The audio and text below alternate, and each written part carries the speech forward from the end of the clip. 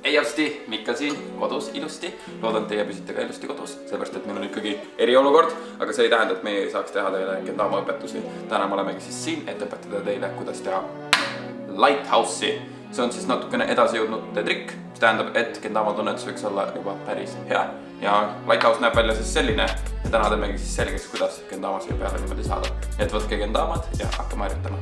Lighthouse'i õppimiseks esimene samm oleks panna lihtsalt see lighthouse'i asendisse ja proovida hoida tasakaalu siis. Põlved võid olla nõgusad ja hoiame siis pilksalt silmad kenni peal. Mõnele meeldib jälgida seda spike'i tippu, mõnele meeldib jälgida seda kendama keskosa. Mina ise jälgin ka kendama keskosa, kus see raskuskese kõige täpsem on.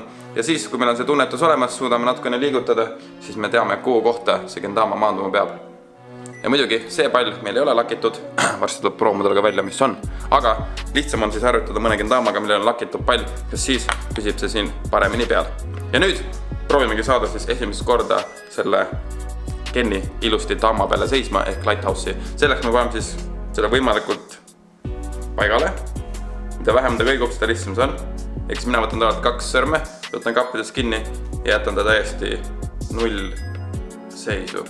Kindlasti tuleb jälgida, et nöör ei oleks sõlmes, sest kui nöör on sõlmes, ta kipub keerlema, nii et võid algul natuke loksutada, et kõik keerud, pöörud välja tuleks. Kui kenn on ilusti paigal, tuleb meil see täpselt sirgelt üles tõmmata. Op, nagu me teeks paiki.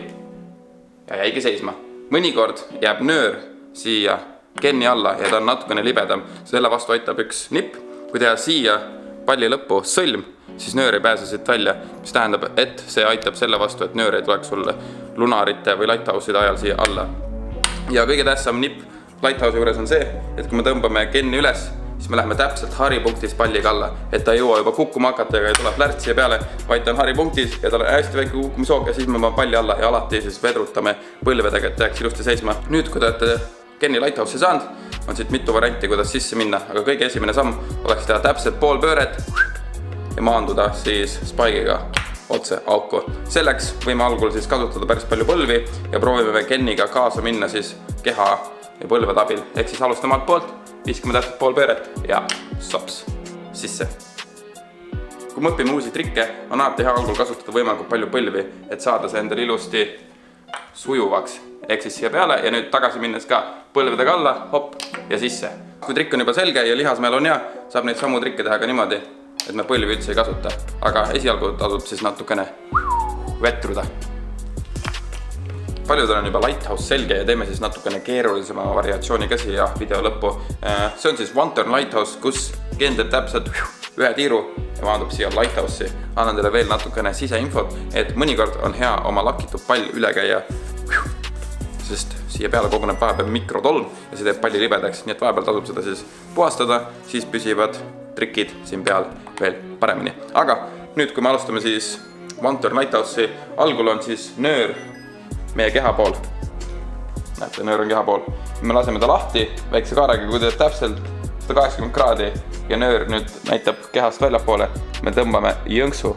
Umbes nii, nagu me teeksime airplane'i, aga natukene kõvemini, et ta teeks täpselt ühe tiiru. Ja täpselt, kui ta on nüüd ühe tiiru teinud, paneme daama alla ja maandub siia peale.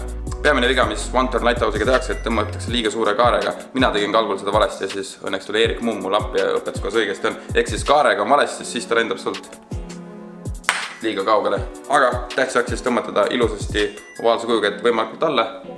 Ja hopp, siia peale. No, jäigi seisma.